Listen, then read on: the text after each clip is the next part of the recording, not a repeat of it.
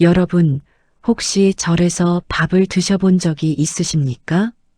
산사의 공기를 마시며 스님들과 함께 둘러앉아 먹던 그 소박한 밥 한 그릇, 간장 한 종지에 나물 몇 가지, 화려한 것은 아무것도 없습니다. 그런데 이상하게도 그 밥이 자꾸 생각납니다. 왜일까요? 오늘 저는 여러분께 한 가지 비밀을 말씀드리려 합니다. 절밥은 그냥 밥이 아닙니다. 배를 채우는 음식이 아닙니다. 그것은 인생을 다시 일으키는 인연입니다. 믿기 어려우시다고요? 지금부터 그 이야기를 해드리겠습니다. 실제로 있었던 이야기들, 그리고 부처님께서 2500년 전에 하셨던 말씀들을 함께 엮어서 말씀드릴 테니 편안하게 귀를 기울여 주시기 바랍니다. 때는 1980년대 초 강원도 깊은 산골의 이야기입니다. 70이 넘은 박 노인은 그날 아침 아들에게 쫓겨났습니다. 쫓겨났다는 말이 너무 가혹하게 들리실 수도 있습니다. 아들 입장에선 아버지, 며느리하고 사이가 안 좋으시니 잠깐 다른 데 계시면 어떻겠어요? 라고 말했겠지요. 그러나 그 말이 노인의 귀에는 평생 논밭 갈고 자식 키워온 이 손이 이제 쓸모가 없다는 말로 들렸습니다. 노인은 보따리 하나 들고 집을 나섰습니다. 갈 곳이 없었습니다. 어디로 가야 할지도 몰랐습니다. 발이 이끄는 대로 걷다 보니 어느새 산길로 접어들었습니다. 산길을 한참 오르다 보니 낡은 절 하나가 보였습니다. 법당 앞마당에는 은행나무 한 그루가 서 있었고 노란 잎이 우수수 떨어지고 있었습니다. 노인은 그 절 마루에 풀썩 주저앉았습니다. 배가 고팠습니다. 아침도 못 먹고 나왔으니까요. 그때 마침 공양 준비를 하던 노스님 한 분이 나오셨습니다. 스님은 아무것도 묻지 않으셨습니다. 그저 이렇게 말씀하셨지요. 때가 됐으니 밥이나 같이 드시지요. 노인은 그 말에 그만 눈물이 났습니다. 이유가 뭐냐고요? 아들은 아버지, 어디 가세요? 도 묻지 않았는데 이 낯선 스님은 아무것도 묻지 않고 밥을 내어주었으니까요. 밥상은 소박했습니다. 된장국 한 그릇, 시래기나물, 콩자 반. 그런데 노인은 그 밥을 먹으면서 이상한 경험을 했습니다. 밥알 하나하나가 목으로 넘어갈 때마다 마음속 어딘가가 열리는 느낌이 들었습니다. 다 드시고 나서 노스님이 조용히 물으셨습니다. 어디서 오셨어요? 아들 집에서 나왔습니다. 스님은 고개를 끄덕이셨습니다. 그리고 이렇게 말씀하셨습니다. 밥 한 그릇 나눠 드실 인연이 닿았으니 오늘 여기 오신 것도 인연입니다. 인연은 다 이유가 있어요. 노인은 그날 그 절에서 하룻밤을 묵었습니다. 그리고 이것이 박 노인의 인생이 완전히 바뀌는 시작이었습니다. 자, 여기서 잠깐 부처님께서 하신 말씀을 들어볼게요. 부처님은 이렇게 말씀하셨습니다. 밥 한 그릇을 베푸는 자는 그것이 씨앗인 줄 알아야 하고 밥 한 그릇을 받는 자는 그것이 빚인 줄 알아야 한다. 그러나 진정한 보시는 빚도 씨앗도 아니요. 다만 사람과 사람이 이어지는 통로일 뿐이다. 밥 한 그릇이 통로입니다. 사람과 사람 사이를 이어주는 통로. 박 노인이 그날 먹은 것은 된장국이 아니었습니다. 그는 이 세상에 나를 위해 밥상을 차려주는 사람이 있다는 사실을 먹은 것입니다. 그것이 절밥의 진짜 맛입니다. 자, 그런데 여러분, 박 노인의 이야기만이 아닙니다. 절밥 앞에서 무너진 사람들이 얼마나 많은지 아십니까? 경상남도 통도사에는 유명한 이야기가 전해 내려옵니다. 어느 해 봄 사업에 완전히 망한 50대 사업가가 절에 찾아왔습니다. 그는 전 재산을 날리고 아내도 떠나고 아이들도 등을 돌렸습니다. 남은 것은 몸뚱이 하나뿐이었습니다. 그는 절에 온 이유가 따로 있었습니다. 솔직히 말씀드리면 이 세상을 끝낼 생각이었습니다. 그런데 이상한 일이 생겼습니다. 절 입구에 들어서는데 공양 시간을 알리는 종소리가 들렸습니다. 그리고 향긋한 된장찌개 냄새가 바람에 실려왔습니다. 배가 고프네. 그게 전부였습니다. 그는 발걸음이 공양간 쪽으로 향했습니다. 밥을 한 그릇 얻어먹었습니다. 따뜻한 밥이 뱃속으로 들어가는 순간 눈물이 줄줄 흘렀습니다.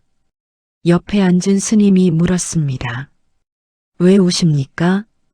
몰라서 우는지 알아서 우는지 모르겠습니다. 스님이 말씀하셨습니다. 밥 먹고 우는 사람 절에 많이 옵니다. 그건 나쁜 일이 아닙니다. 몸이 먹는 동안 마음이 잠깐 쉬는 거예요. 마음이 쉬어야 눈물이 나옵니다. 그 사업가는 그날 절에서 3일을 머물렀습니다. 먹고 자고 울고 또 먹고 그것뿐이었습니다. 스님들은 아무것도 강요하지 않았습니다. 3일째 되는 날 아침 그는 스님께 인사를 드리고 산을 내려갔습니다. 그리고 다시 살았습니다. 작은 가게를 차렸고 천천히 일어섰습니다. 훗날 그는 이렇게 말했습니다. 나를 살린 것은 법문이 아니었습니다. 밥이었습니다. 여러분, 이 이야기가 남의 이야기처럼 들리십니까? 아마 여러분 중에도 계실 겁니다.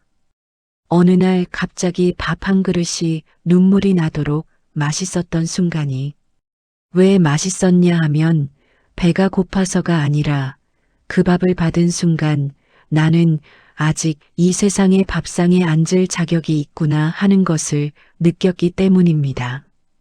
부처님께서 말씀하셨습니다. 굶주린 자에게 밥을 주는 것은 그의 목숨을 살리는 것이요. 외로운 자에게 밥을 나누는 것은 그의 마음을 살리는 것이다. 몸의 허기는 밥으로 채우나 마음의 허기는 인연으로 채운다. 마음의 허기. 그것이 핵심입니다. 우리는 늘 배가 고픕니다. 밥이 고픈 게 아닙니다. 누군가에게 필요한 사람이고 싶다는 허기. 내가 이 세상에 있어도 괜찮다는 확인을 받고 싶은 허기. 그 허기를 절밥이 채워줍니다. 어떻게요? 아무 조건도 없이 그냥 차려주니까요. 자, 이제 조금 더 깊은 이야기를 해볼까요? 절밥은 왜 맛있을까요? 진짜 이유를 아시는 분이 있으십니까? 산 공기 때문이다. 맞습니다. 간이 딱 맞아서다. 맞습니다. 마음이 편해서다. 맞습니다. 그런데 그것 말고 진짜 이유가 하나 더 있습니다. 절밥은 기도하면서 만든 밥이기 때문입니다. 공양간에서 일하는 스님을 공양주 보살이라고 부릅니다. 공양주 보살은 밥을 지을 때 쌀을 씻으면서도 기도합니다. 나무를 다듬으면서도 기도합니다. 국을 끓이면서도 기도합니다. 무엇을 기도하느냐고요? 이런 기도입니다. 이 밥을 먹는 모든 이의 마음이 편안하기를, 이 밥을 먹는 모든 이의 몸이 건강하기를, 이 밥을 먹는 모든 이가 오늘 하루 좋은 인연을 만나기를 생각해 보십시오. 누군가가 나를 위해 기도하며 지은 밥, 그 밥이 맛없을 수가 있겠습니까? 옛날에 이런 이야기가 있었습니다. 어느 절에 심술 사나운 스님이 공양주를 맡게 됐습니다. 그 스님은 밥 짓는 것이 귀찮았습니다. 빨리빨리 대충 해치우고 싶었습니다. 짜증을 내면서 쌀을 씻고 불만을 품으면서 나무를 볶았습니다. 그런데 이상한 일이 생겼습니다. 그날 공양을 드신 스님들과 불자들이 하나같이 이렇게 말하는 겁니다. 오늘 밥이 왜 이렇게 이상하지? 배는 부른데 마음이 허전해. 밥은 같은 재료, 같은 양이었습니다. 그런데 마음이 허전했습니다. 왜였을까요? 그 밥에는 기도가 없었기 때문입니다. 부처님께서 말씀하셨습니다. 음식에는 만든 이의 마음이 깃든다. 기쁜 마음으로 지은 밥은 먹는 이를 기쁘게 하고 성난 마음으로 지은 밥은 먹는 이를 불편하게 한다. 밥을 짓는 것은 요리가 아니라 수행이다. 수행? 밥 짓는 것이 수행이라니 처음 들으시면 좀 낯설게 느껴지실 수도 있습니다. 그런데 곰곰이 생각해 보십시오. 우리 어머니들, 할머니들이 새벽에 일어나서 밥 짓고 국 끓이고 반찬 만들던 그 손길. 그게 수행이 아니고 무엇이었겠습니까? 그분들이 밥을 지을 때 마음속으로 무슨 생각을 하셨을까요? 우리 자식이 이 밥 먹고 건강해야 할 텐데, 우리 영감이 이 밥 먹고 오늘 하루 힘내야 할 텐데, 우리 손주가 이 밥 먹고 공부 잘해야 할 텐데, 그 마음 하나하나가 전부 기도였습니다. 여러분, 어머니의 밥이 제일 맛있는 이유, 이제 아시겠습니까? 기도가 담겨 있기 때문입니다. 자, 그런데 이야기는 여기서 끝나지 않습니다. 절밥에는 또 하나의 비밀이 있습니다. 절에서는 밥을 먹기 전에 반드시 공양계를 외웁니다. 공양계란 밥을 먹기 전에 드리는 감사의 기도문입니다. 그 내용이 참 감동적입니다. 이 음식이 어디서 왔는가? 내 덕행으로 받기가 부끄럽습니다. 마음의 온갖 욕심을 버리고 몸을 지탱하는 약으로 받겠습니다. 이 짧은 문장 안에 엄청난 것이 담겨 있습니다. 첫째, 이 음식이 어디서 왔는가? 밥 한 그릇이 내 앞에 오기까지 얼마나 많은 사람의 손길이 닿았는지를 생각하라는 것입니다. 농부가 씨를 뿌리고 비가 내리고 햇빛이 내리쬐고 누군가 수확하고 누군가 운반하고 누군가 다듬고 누군가 지어서 그 수많은 인연의 사슬 끝에 이 밥 한 그릇이 내 앞에 놓인 것입니다. 둘째, 내 덕행으로 받기가 부끄럽습니다. 나는 이 밥을 받을 자격이 있는가? 나는 오늘 이 밥값을 했는가? 반성하고 겸손해지라는 것입니다. 셋째, 몸을 지탱하는 약으로 받겠습니다.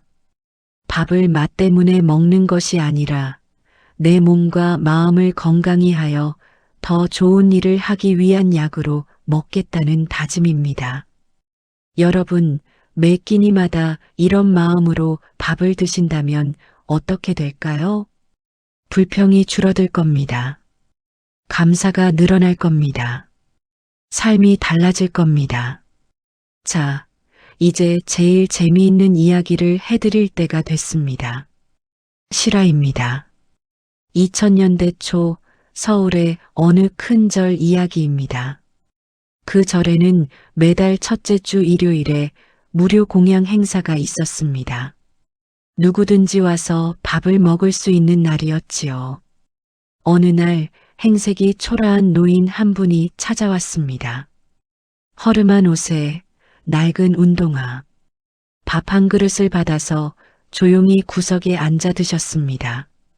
그런데 그 옆에 우연히 앉은 사람이 있었습니다. 깔끔한 양복을 입은 50대 신사. 두 사람은 처음에는 말도 없이 밥만 먹었습니다. 그러다가 신사가 먼저 말을 건넸습니다. 어르신, 이 된장찌개 참 맛있지요? 그러게요. 참 맛있네요. 짧은 대화였습니다. 그리고 헤어졌습니다. 그런데 이상하게도 두 사람은 다음 달에도 같은 날 그 절에 왔습니다. 그리고 또 마주쳤습니다. 이번엔 조금 더 이야기를 나눴습니다.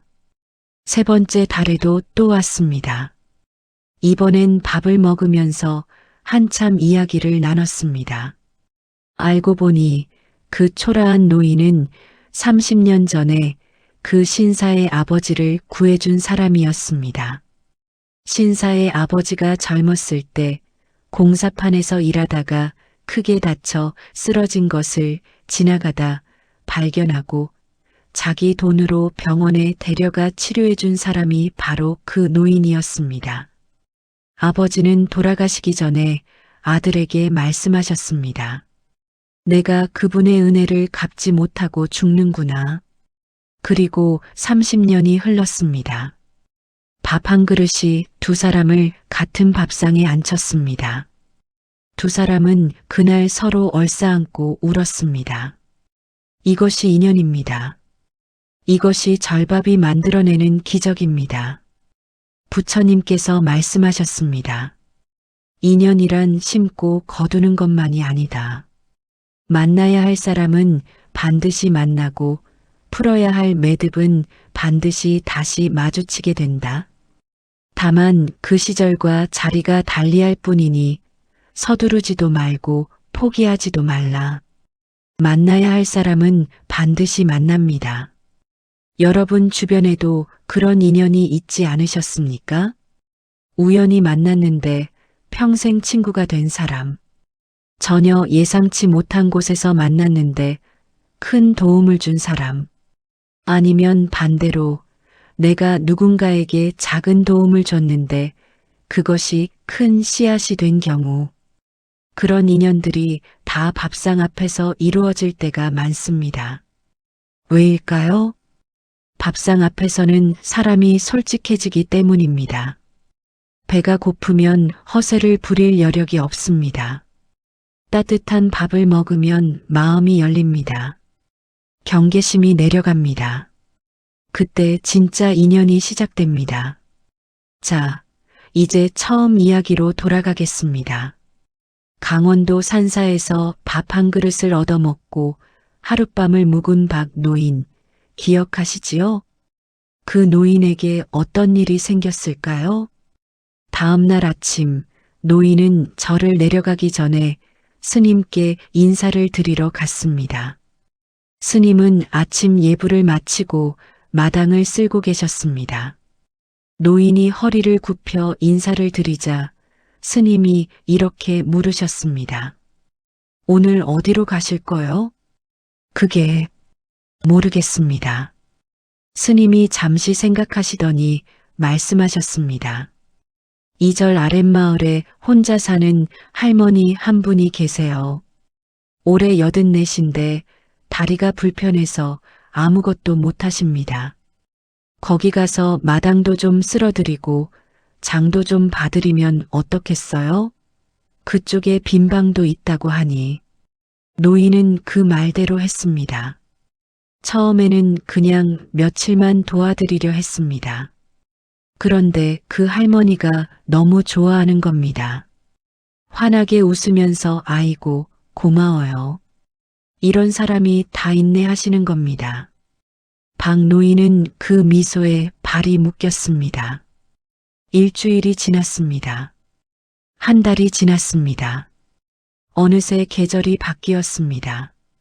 노인은 그 할머니 댁에서 지내며 장도 봐드리고 밥도 지어드리고 이야기 상대도 해드렸습니다.